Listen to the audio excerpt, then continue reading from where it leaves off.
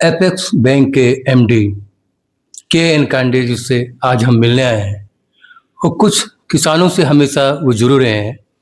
तो हम सबसे पहले आपसे ये सवाल करना चाहते हैं कि एपेक्स बैंक का आखिर क्या रोल रहता है किसानों के लिए?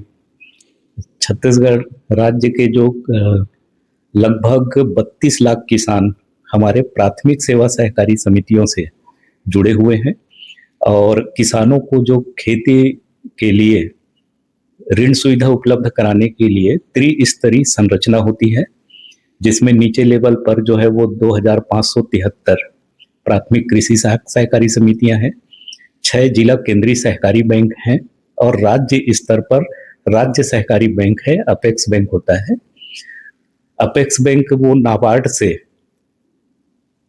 ऋण की राशि प्राप्त करके सहकारी बैंक के माध्यम से, सहकारी समितियों के माध्यम से कृषि के लिए जो ऋण लेने वाले किसान हैं, इच्छुक किसान हैं, इनको हम साख सुविधा उपलब्ध कराते हैं रबी फसल के लिए, खरीफ फसल के लिए। तो इस समय 16 लाख से 17 लाख किसान जो है वो अल्पकालीन कृषि ऋण लेते हैं और उसकी अदायगी धान का विक्रय करके समितियों में अपने ऋण की अदायगी करते हैं। और इस समय जो है वो छत्तीसगढ़ के किसानों को 0% ब्याज दर पर ही ऋण सुविधा उपलब्ध कराया जा रहा है। इसमें अपेक्स बैंक की भूमिका बहुत महत्वपूर्ण होती है। राज्य स्तर पे समन्वयकारी भूमिका अपेक्स बैंक की होती है। आप भोरमदेव शक्कर कारखाना में 10 साल से ज्यादा प्रबंध संचालक के रूप में कर्तव्य निभाया है और हम आज देखते हैं कि कवर्धा का कहीं भी लोग दौरा करते हैं, जाते हैं, तो हर खेतों में गन्ने की फसल लहलहाती हुई दिखती है। तो आप किसानों को क्या संदेश देना चाहते हैं कि गन्ना किसान मतलब अच्छे से गन्ना उत्पादन हो, इसके लिए आप क्या कहना चाहते हैं? हाँ, ये सही है। राज्य गठन के बाद मैं कबीरधाम जिले में सहकारिता विभाग के जिलाधिकारी के रूप में पदस्थ हुआ था। वहाँ के किसान मुझे कहते थे कि हम गन्ने के फसल तो लगाते हैं और गुड़ भी बनाते हैं, लेकिन गुड़ का सही रेट नहीं मिलता। अगर प्रोसेसिंग प्लांट के रूप में कोई कारखाना लगे तो किसानों को बहुत अच्छा होता। तो मैंने इसका प्रयास किया, किसानों को जोड़ा और भोरमदेव सहकारी शक्कर कारखाने के नाम से एक सहकारी समिति का गठन किया और राज्य सरकार से उसकी स्वीकृति दिला करके राज्य का पहला सहकारी शक्कर कारखाना मैंने खुलवाया था और मुझे ये कार्य करने का वहाँ मौका मिला था। उसका प्रथम एमडी के रूप में मैं रहा, किसानों से जुड़ा, लोगों को शेयर होल्डर बनाया और वो कारखाने में उसी के कारण राज्य में टोटल 4 कारखाने आए हैं। तो इसके अलावा जो है वो मैं महामाया शक्कर कारखाने की शुरुआत करने का मौका भी मुझे मिला और दूसरी बार कवर्धा जिले में आने पर जो है वो पंडरिया में लौह पुरुष सहकारी शक्कर कारखाने की शुरुआत करने का सौभाग्य भी मुझे मिला।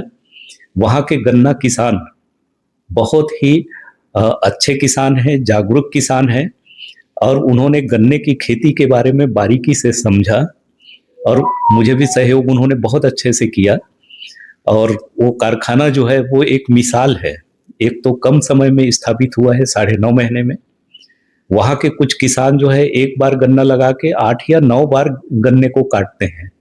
तो वो गन्ने की तकनीक से वो अच्छी जानकारी रखते हैं और कवर्धा जिले के जो किसान, गन्ना की फसल जो है वो नकदी फसल कहलाता है। अच्छी वैरायटी को बोना, अच्छे ढंग से बोना और कारखाने में बेचना। इसके अलावा लघु उद्योग के रूप में गुड़ फैक्ट्रियां कई किसानों ने स्थापित किया हुआ है। तो वहाँ लघु उद्योग के रूप में गुड़ फैक्ट्रियां हैं। बड़े उद्योग के रूप में 2-2 शक्कर कारखाने कबीरधाम जिले में है और कबीरधाम के किसानों के प्रगति का एक सशक्त माध्यम दोनों सहकारी शक्कर कारखाने हैं। और किसानों ने, वहाँ के किसानों ने राज्य के किसानों को एक दिशा दिया है कि नकदी फसल पर आधारित गन्ने की फसल को लगाएं, कारखाने में बेचें और अपनी आर्थिक समृद्धि को पाएं। 1999 में सहकारिता विभाग के जिला अधिकारी के रूप में के एन कांडे जी को जिम्मेदारी मिली थी और जब उन्होंने किसानों से संवाद किया तो किसानों ने उन्हें बताया कि हमें हमारे क्षेत्र में, जिले में एक शक्कर कारखाना होना चाहिए। और केन काइंडे जी ने की लगातार मेहनत और कार्यशैली, लगातार सरकार से बातचीत करने के बाद उस समय के तत्कालिक सीएम ने उनकी भावना को सुना और कबीरधाम जिला को भोरम देव शक्कर कारखाना की सौगात दी, जिसके लिए आज भी किसानों के दिल में और वहाँ के लोगों में और जनप्रतिनिधियों में भी एक छाप छूटी हुई है और आज भी याद करते हैं केन काइंडे जी को। अब हम कुछ और बातें भी करते हैं। आपसे ये सवाल है कि वर्तमान में धान की फसल की रोपाई हो चुकी है गांव-गांव में, तो किसानों को खाद वाद का ऐसा कोई दिक्कत बीज का कुछ इस वर्ष जो है वो खाद शुरुआत में डीएपी की आपूर्ति जरूर कम रही, लेकिन पूरे राज्य में पिछले वर्ष की तुलना में ज्यादा खाद का भंडारण भी हुआ है और वितरण भी हुआ है। तो इस वर्ष खेती, चूंकि बारिश भी बहुत अच्छा हुआ है और खेती बहुत शानदार है, तो उम्मीद है कि गत वर्ष की तुलना में इस वर्ष धान का उत्पादन बहुत अच्छा होगा, अन्य फसलों का भी उत्पादन होगा।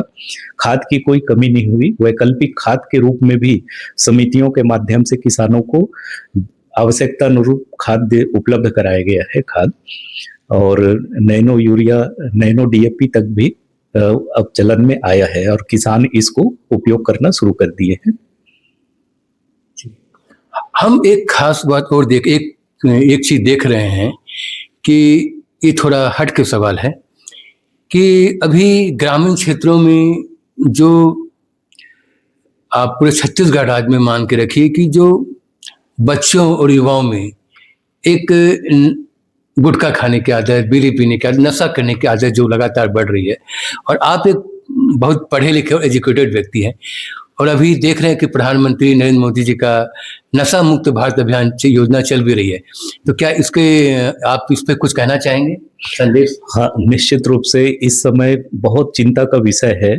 युवाओं में नशा करने की आदत, ये प्रवृत्ति बढ़ी है, जो सही में इसमें चिंतनीय विषय है।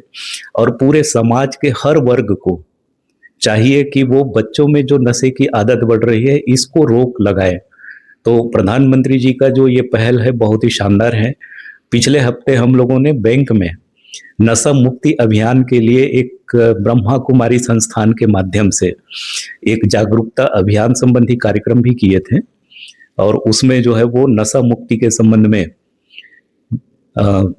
शपथ भी लिए हैं और प्रचार प्रसार भी कर रहे हैं सामाजिक दायित्व की पूर्ति के लिए। नशा जो है वो समाज को खोखला करते जा रहा है और ये इस पे रोक लगना बहुत ही आवश्यक है।